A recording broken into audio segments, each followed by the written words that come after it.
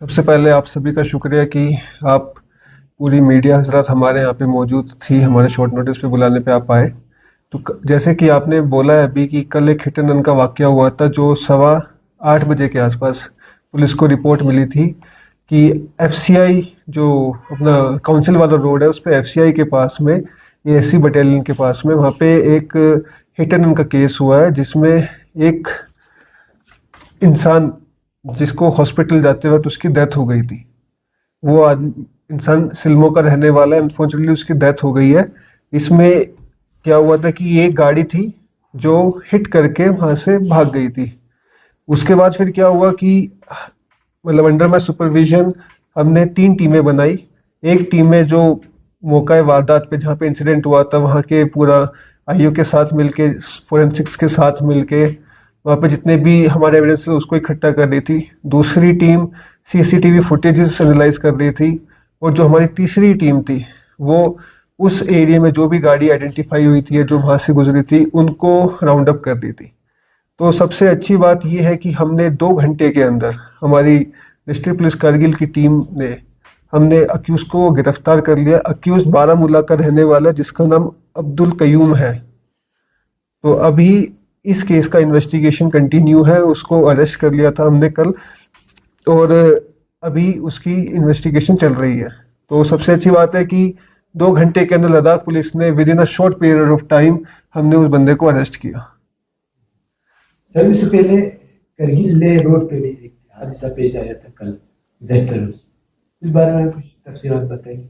Kargil Leh road पे कौन से पे? अच्छा, यस यस, जो गवर्नर साहब जिस दिन यहाँ से वापस लेह की तरफ जा रहे थे उस टाइम पे जस्ट गवर्नर साहब के कैरकेट से हार्डली थोड़ी आगे ही मतलब तो वहाँ पे 2 गाड़ियों के बीच में हेड ऑन कोलिजन हुआ था। उसमें 7 लोग थे जिसमें से एक की अनफॉर्चुनेटली डेथ हो गई थी। उसको रेफर किया गया था श्रीनगर। उसमें एक बंदे की डेथ हो गई थी। तो उस केस का यही है कि उसमें भी इन्वेस्टिगेशन स्टार्ट हो गई थी। उसी दिन एफआईआर हो गई थी और इन्वेस्टिगेशन स्टार्ट हो गई थी। अभी मैं कुछ थोड़े जो पुलिस ने बाकी कुछ काम किए हैं जो अभी इस ईयर के, तो उसमें मैं थोड़ा इलेबरेट करना चाहूँगा।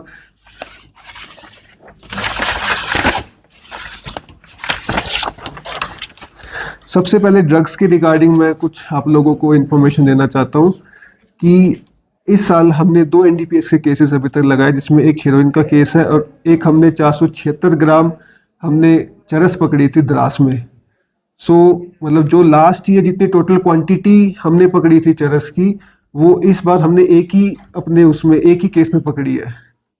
तो ड्रग्स के जो केसेस है उसमें हमारी जो टीम्स है जो हमारे एसएचओज है वो पूरी जद्दोजहद से लगे हुए हैं। हमने हर नाके अपने टाइट किए हुए हैं ताकि जो भी ड्रग्स हमारे यहाँ इन्फिल्ट्रेट होता है बाहर से, चाहे वो हमारा हिमाचल से हो चाहे वो हमारा जम्मू कश्मीर से हो, तो हम चाहते हैं कि ड्रग्स की जो वो इन्फिल्ट्रेशन है वो कम से कम हो जाए। बल्कि हम तो ज़ीरो ड्रग्स पॉलिसी जो है उसके तहत जाना चाहते हैं। इसमें हमने नाके अपने टाइट कर दिए हैं। और इसमें मेरी एक लोगों से गुजारिश रहेगी कि आपको अगर कोई भी इंफॉर्मेशन मिलती है तो कृपया करके पुलिस के साथ उसको शेयर करें। आपकी आइडेंटिटी को हम गुप्त रखेंगे। कोई उसमें ना आपको कोई विटनेस ना कुछ, आपको कोई परेशानी नहीं होगी। इनफैक्ट आपका हम ऐसे अप्रिशिएट करेंगे कि आपने सोसाइटी के लिए काफ़ी कुछ अच्छा किया है। क्योंकि अभी सोसाइटी ये ड्रग्स का जो मिनेस है वो धीरे धीरे कारगिल में बढ़ रहा है, उसको हमें कम करने की कोशिश करनी है। तीसरा मैं ये बता रहा हूँ कि डिस्ट्रिक्ट पुलिस कारगिल ने अभी पिछले हफ्ते ही लिकर पकड़ा था, इलीगल पोजेशन ऑफ लिकर्स पकड़ा था, जिसमें हमने लगभग 75 कैंस जो ये हमारी बियर्स की होती है वो पकड़ी थी और लगभग 20 बोतलें हमने ये लिकर होता है ये पकड़ा था हमने। इस पे हमने एफआईआर भी लगाई है। और इससे क्या है ना कि अब बाकी जगह भी हम टाउन वगैरह में रैंडमली चेकिंग भी कर रहे हैं जहाँ से भी हमें इंफॉर्मेशन मिलती है, हमारे सोर्सेज से इंफॉर्मेशन मिलती है कि यहाँ पे इलीगल पोजेशन ऑफ लिकर है, तो उस पर हम छापे भी मारते हैं और उस पर हमने केसेस की कार्रवाई स्टार्ट कर दी है।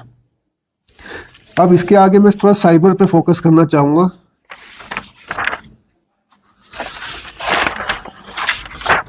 साइबर में जो हमारी साइबर यूनिट कारगिल है ये काफ़ी अच्छा काम कर रही है। हम उसमें दिन पर दिन प्रोग्रेस कर रहे हैं। जैसे कि मैं बता दूं कि लास्ट ईयर जून से लेके दिसंबर तक, मतलब जून 25 से लेके दिसंबर 25 तक हमने लगभग 9,30,000 रुपए लोगों के रिकवर करके उनको वापस दिए थे। और अभी तक इस साल के 4 महीने ही हुए हैं, जबकि हमने अभी तक 3,90,000 रुपए लोगों को रिकवर करके दे दिए हैं उनके। तो हमारी टीम काफ़ी अच्छा प्रोग्रेस कर रही है इस चीज़ में। और इसमें मैं एक यहाँ पे जनता को ये थोड़ा अवगत कराना चाहता हूँ कि आजकल जैसे कल हमने देखा कि चीफ सेक्रेटरी साहब का फेक नंबर, मतलब एक स्पूफ नंबर यूज करके लोगों से पैसे मांगे जा रहे थे, ऑफिसर से पैसे मांगे जा रहे थे। ऐसे ही आज भी ये सामने आया कि डीसी साहब का कोई स्पूफ नंबर यूज करके, मतलब एक कंप्यूटर जनरेटेड नंबर होता है जिसको कोई आदमी जनरेट करता है कंप्यूटर से, उसके थ्रू वो इम्पर्सोनेट करता है कि मैं एज ए डीसी राकेश हूँ और वो लोगों से पैसे मांग रहा है और लोगों को परेशान करने वाला। तो ये मैं लोगों को अवगत करा दूं कि अगर ऐसे आपको कोई भी इंफॉर्मेशन आती है, कोई पैसे की डिमांड आती है, कोई भी अधिकारी बन के आपसे ऐसे कर रहा है, तो उस कृपया उसको पुलिस को रिपोर्ट करें, क्योंकि ये सब स्पूफिंग के द्वारा इंपर्सोनेशन हो रहा है। तो अगर आप, क्योंकि हमारे कारगिल शहर में क्या हम सबको डायरेक्टली जानते हैं, तो आप डीसी साहब से या एसपी साहब से या हमारे बाकी जितने भी यहाँ पे पॉलिटिकल लीडर्स हो गए, जितने भी ऑफिसर्स हैं, आप उनसे डायरेक्टली बात कर सकते हैं रादर देन किसी के झांसे में ना आके। तो इस चीज़ का आज हमारी साइबर यूनिट एक एडवाइजरी भी इस पे निकालेगी, जो शाम तक मीडिया में हम सर्कुलेट कर देंगे regarding this spoofing and impersonation जो हो रहा है। फर्दर मैं आपके माध्यम से एक चीज़ और बताना चाहता हूँ कि अभी एक लद्दाख पुलिस का सिटीजन पोर्टल है जिसपे आपको 9 सेवाएं घर बैठे बैठे मिलती है। जैसे कि मैं आपको बता दूं कि अगर आपको कोई एफआईआर की कॉपी चाहिए हो या किसी को ऑनलाइन कंप्लेन करनी है, तो आपको स्टेशन आके या मेरे ऑफिस में आके आपको वो देने की जरूरत नहीं है। ऐसा नहीं है, हमारे ऑफिस, हमारा एसएचओ का ऑफिस हमेशा आप लोगों के लिए खुला है, बट जो सुविधा आपको वो घर बैठे बैठे लद्दाख पुलिस के सीजन पोर्टल पे भी मिल जाती है। जैसे कि आपका टेनेंट वेरिफिकेशन हो गया, एम्प्लॉय का वेरिफिकेशन हो गया, तो कैरेक्टर सर्टिफिकेट हो गया, क्योंकि जितने भी हमारे पोर्टर्स हो गए, बाकी जो नौकरी लेना चाहते हैं उनको कैरेक्टर सर्टिफिकेट चाहिए होता है। तो लोगों की सुविधा के लिए सिटीजन पोर्टल लद्दाख पुलिस का जो है उस पर ऑनलाइन ये अवेलेबल है। आप ऑनलाइन घर बैठे बैठे अपने कैरेक्टर सर्टिफिकेट के लिए टेनेंट वेरिफिकेशन अगर किसी उसको कराना है, तो वो घर बैठे बैठे वहाँ से इंफॉर्मेशन फीड कर सकता है, हमारे पास आ जाएगा, हम उसको यहाँ से वेरीफाई करके उसको उसी पोर्टल पे उसको वो कैरेक्टर सर्टिफिकेट मिल जाएगा। तो ये लोगों की सुविधा के लिए, उसको ताकि परेशानी ना हो, क्योंकि कारगिल दूर दराज का एरिया है, इसमें काफ़ी दूर दूर गांव है। तो इसमें क्या है कि उनको घर बैठे बैठे हम सेवा देना चाहते हैं। तो मैं आवाम से ये रिक्वेस्ट करता हूँ कि आप अपने घर बैठे बैठे इन सेवाओं को यूज़ करें। अगर आपको किसी चीज़ में भी इशू आता है, चाहे वो सिटीजन लॉगिन करने में, पोर्टल पे लॉगिन करने में इशू आ सकता है, तो हमारे 24/7 नंबर्स चालू रहते हैं, या फिर आप कभी भी एसएचओ को डायरेक्टली फ़ोन करके पूछ सकते हैं कि मुझे लॉगिन करने में इशू आ रहा है। तो हम हमेशा आपकी हेल्प के लिए वहाँ पे रहेंगे। इसके अलावा अभी क्या है कि लेबर्स आने स्टार्ट हो गए हैं बाहर से, और उसके अलावा और भी वर्कर्स बाहर से आ रहे हैं, स्पेशली झारखंड से आते हैं, हमारे नेपाली वर्कर्स आते हैं, या फिर बाकी स्टेट, बिहार से, यूपी से भी वर्कर्स आते हैं। तो इस टाइम पे मैं आप लोगों से ये रिक्वेस्ट करूँगा कि प्लीज़ उनका टेनेंट वेरिफिकेशन ज़रूर कराएं, क्योंकि अगर टेनेंट वेरिफिकेशन नहीं होगा तो कल को आपकी लाइबिलिटी बनती है as the owner of the property, कि अगर वो आपका टेनेंट कोई क्राइम करता है कि आपने वेरिफिकेशन क्यों नहीं कराया था। वेरिफिकेशन कराने के पीछे मेन रीज़न होता है कि हम उसका बैकग्राउंड चेक करते हैं कि इस पर कभी कोई क्रिमिनल एक्टिविटी तो नहीं की है इसने, कभी इसके खिलाफ कोई केस तो नहीं था। उससे क्या है ना कि हम कारगिल को चाहते हैं कि यहाँ पे अच्छे लोग ही काम करें, क्योंकि कोई ओनर नहीं चाहेगा कि कोई क्रिमिनल उसके घर पे बैठा हो। तो इसलिए टेनेंट वेरिफिकेशन आप ज़रूर कराएं, क्योंकि अभी टेनेंट्स आने स्टार्ट हो गए हैं, और तो उनका वेरिफिकेशन ज़रूर कराएं। अगला जो मैं बोलना चाहता हूँ कि हमारे वर्दी डीजीपी सर की जो लीडरशिप में हमने एक ओरिएंटेशन प्रोग्राम स्टार्ट किया था रिगार्डिंग दी कॉन्स्टेबल्स एंड सब इंस्पेक्टर्स रिक्रूटमेंट। अब इसका मैं थोड़ा डेटा आपको देना चाहता हूँ कि जो फिजिकल वाला हमने स्टार्ट किया था, 1 हफ्ते का जो कोर्स था, जो बेमाथंग ग्राउंड कारगिल में हुआ था, इसमें लगभग हमारे 1500 एस्पिरेंट्स ने पार्टिसिपेट किया था। और जो हमें फीडबैक मिला है उसमें यही है कि जो एस्पिरेंट्स थे वो काफ़ी खुश थे इस चीज़ से, कि उनको मतलब एक मौका मिला, एक गो थ्रू हुआ कि मतलब जो एग्ज़ाम का प्रोसेस है, जो फिजिकल स्टैंडर्ड्स का प्रोसेस है, उसको उसका एक उनको एक गो थ्रू मिला। फर्दर यही फिजिकल जो टेस्ट का जो ओरिएंटेशन प्रोग्राम था, हमने संस्कार में भी कराया था। वहाँ पे लगभग 400 के आसपास बच्चे शिरकत करी थी, बच्चों ने शिरकत करी थी। और अभी पिछले 2 दिन में, मतलब आज और कल में, हमने रिटर्न टेस्ट का भी ओरिएंटेशन प्रोग्राम कराया था कारगिल में, जिसमें लगभग कांस्टेबल्स के लिए 500 बच्चे और सब इंस्पेक्टर्स में 250 बच्चों ने शिरकत करी थी। उनको पूरा रिटर्न टेस्ट का जो भी उनका पैटर्न है रिटर्न टेस्ट का, उसमें क्या क्या पूछा जाएगा, डिजायरेबल क्वालिफिकेशंस क्या है, कैसे तैयारी करनी है, वो सब उनको पूरा डिटेल में समझाया गया था। और सबसे अच्छी बात ये लगी कि बच्चे काफ़ी इंक्विजिटिव थे कि वो क्वेश्चंस पूछ रहे थे हमसे कि सर कैसे तैयारी करनी है, क्या करना चाहिए, और उनका बहुत तसल्ली के साथ हमने जवाब दिया है। और फिर भी हमने हमेशा ओपन रखा है कि कल को उनको कोई भी डाउट आता है तो एक व्हाट्सएप ग्रुप, एक व्हाट्सएप नंबर हमने शेयर किया हुआ है कि उसके थ्रू वो उनसे हमसे पूछ सकते हैं। और ये ओरिएंटेशन प्रोग्राम रिटर्न का है, वो हम अभी संस्कार में भी कंडक्ट कराने वाले हैं। मतलब हम एक सूटेबल डेट देख रहे हैं कि किस डेट को हमें कराना है, तो संस्कार वालों के लिए भी हम रिटर्न टेस्ट का ओरिएंटेशन प्रोग्राम वहाँ पे कराएंगे। इसके अलावा मैं थोड़ा ये बताना चाहता हूँ कि हमने एक ड्रग्स और साइबर अवेयरनेस के रिगार्डिंग एक प्रोग्राम का पूरा शेड्यूल बनाया हुआ है।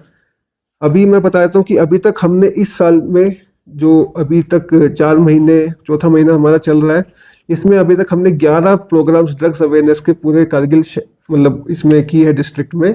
इसके अलावा आगे आने वाले टाइम पे हमारे टोटल 15 प्रोग्राम्स और शेड्यूल है अगले 2 महीने में, कि हम अलग अलग शहर में, क्योंकि लोगों की हमारे पास डिमांड आती थी कि सर हमारे यहाँ पे ड्रग्स का और साइबर अवेयरनेस का प्रोग्राम्स करें। तो 15 प्रोग्राम्स हमारे शेड्यूल है जो अगले 2 महीने में हमें अलग अलग एरियाज में जाके, सब डिविजन्स में जाके करने हैं। तो जब वो हम प्रोग्राम करेंगे तो एसएचओ साहब आपसे रूबरू भी होंगे उस एरिया के पब्लिक से, तो उस ऐसे प्रोग्राम्स में आप लार्ज नंबर में शिरकत करें, हम ताकि जितना ज़्यादा आपको अवेयरनेस होगी उतना ज़्यादा आप इस ड्रग बिजनेस को, जो साइबर फ्रॉड चल रहे हैं, इनको हम रोक पाएंगे। क्योंकि लास्ट में पुलिस को भी सॉरी, पुलिस को भी पब्लिक की हेल्प ही चाहिए होती है। मतलब we are there to help you, but we also need your help, कि हम ताकि ये ड्रग्स का, साइबर का क्राइम को खत्म कर सके।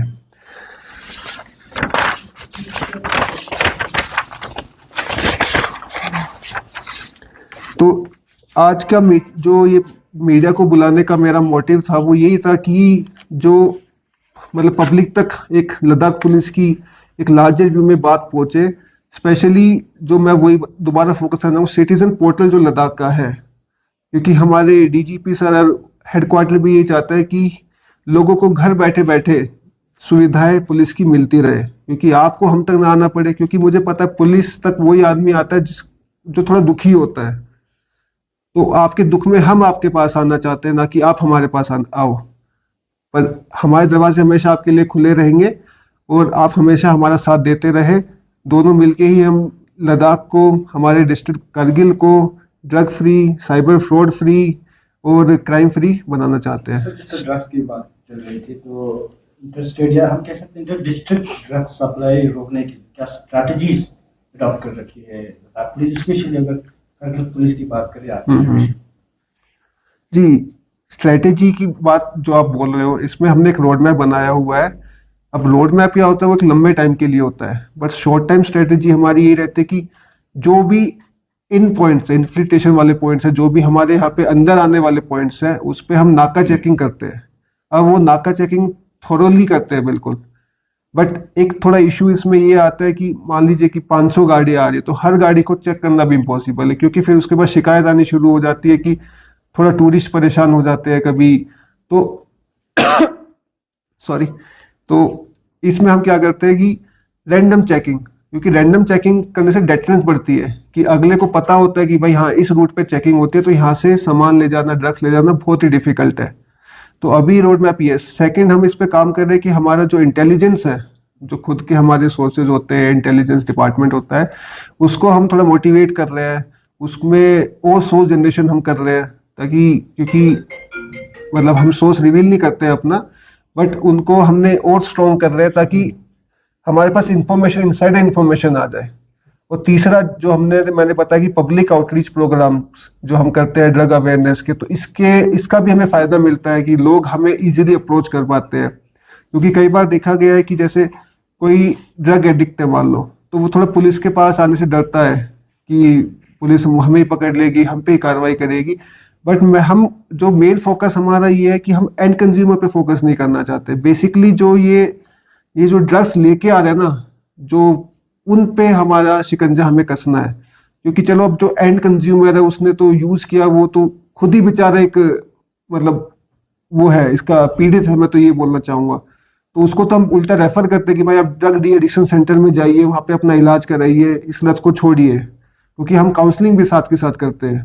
सर पिछले 5 साल से लद्दाख पुलिस की तरफ से लगातार अवेयरनेस कैंप हर जगह कंडक्ट किया गया है। अभी तक जैसे हम करगिल की बात करें तो कुछ ऐसे इलाके हैं जहाँ पे ड्रग्स केसेस ज्यादा पाया गया है इन्हीं कुछ सालों में, तो कितना कंट्रोल कर पाया है ड्रग्स जो स्मगलिंग होता है? क्या आपके पास कोई डेटा है?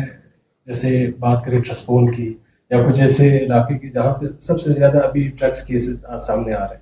देखिए सबसे ज्यादा तो जो लास्ट ईयर की एफआईआर का डेटा, लास्ट ईयर 9 एफआईआर लगी थी हमारी एनडीपीएस केसेस में। उसमें मोस्टली जो था द्रास में और कारगिल टाउन में, एक बटालिक में भी एक एफआईआर लगी थी हमारी।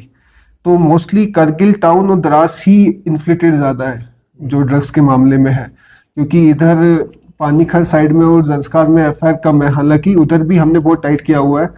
और एफआईआर बढ़ने का हमें ये शो करता है, अगर एनडीपीएस केस में एफआईआर बढ़ रही है, इसका मतलब ये है कि पुलिस पूरे मतलब वो जो कहते हैं ना कि पूरा मुस्तैदी के साथ काम कर रही है कि भाई पहले कुछ अगर चूक हो गई होगी पुलिस से कि भाई अगर नहीं मिल रहे होंगे, बट एफआईआर बढ़ रही है, इसका मतलब उतने ज्यादा हमें केसेस मिल रहे हैं, उतना ज्यादा हम पकड़ पा रहे हैं। मतलब इतना ये डीप पेनिट्रेट है, जब तक पकड़ेंगे नहीं तब तक पता नहीं चलेगा। तो डेप्थ तक जा पा रहे हैं सर? डेप्थ तक जा रहे हैं हम। इसमें क्या करते हैं, हम बैकवर्ड लिंकेजेस भी ढूंढते हैं केसेस में कि ये सामान आया कहाँ से था। तो जब हम उसका एनालिसिस करते हैं कि जम्मू से आ रहा है, श्रीनगर से आ रहा है, तो वहां तक भी जाते हैं, वहां तक भी हम टीम भेजते हैं, उनको भी अरेस्ट करके लाते हैं।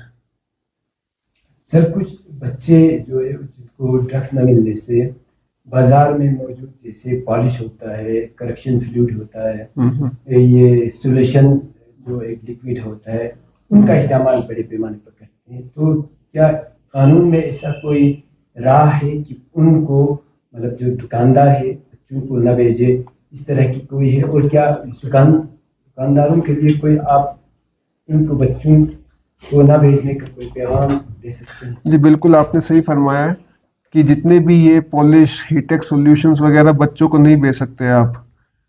बट हमारे सामने भी कुछ केसेस आए हैं कि कुछ दुकानदार बेचते हैं, उस पर हमने रेड भी मारी है। मतलब डायरेक्टली क्या करते हैं हम कि उस पर रेड मारते हैं, बट एट अ टाइम उस पर वो लोग मना कर देते हैं कि सर हम तो बेचते ही नहीं है बच्चों को। बट कहीं ना कहीं सही है, आप सही बात कर रहे हो कि रिलीज तो हो रहा है।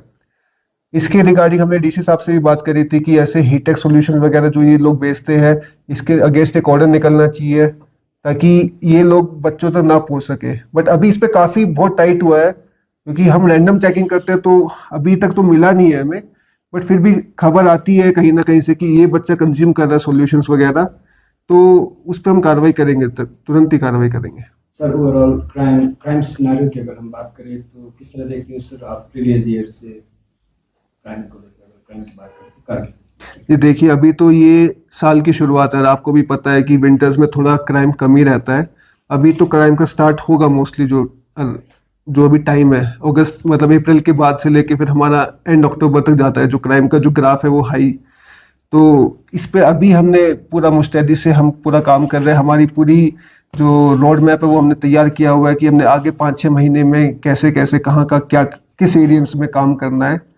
बट डेफिनेटली अगर क्राइम को हम कंट्रोल करेंगे, पूरा अच्छे लेवल पे कंट्रोल करना चाहेंगे, ठीक है, तो इसमें यही है कि क्राइम बढ़ता भी है तो ये एक अच्छी बात, मतलब क्राइम का ग्राफ अगर बढ़ता हुआ दिख रहा है तो वो ज़रूरी नहीं है कि क्राइम बढ़ रहा है। जैसे अब हमारे आपको पता mostly RTA road traffic accident ज़्यादा होते हैं यहाँ पे, तो क्योंकि 60% ऑफ हमारी एफआईआर होती है आरटीए की एफआईआर होती है, तो उस पर तो मतलब हम ऐसा उसको क्राइम ना मान के क्या कंट्रोल कर लेंगे उसका। तो उसमें तो हम बीआरओ के साथ मीटिंग करते हैं कि हॉटस्पॉट्स की मैपिंग करा दी, और उसके अलावा डिस्ट्रिक्ट एडमिनिस्ट्रेशन से मीटिंग कर लेते हैं कि जो भी ब्लैक स्पॉट्स है उस पर काम करें ताकि लोगों के एक्सीडेंट्स कम हो।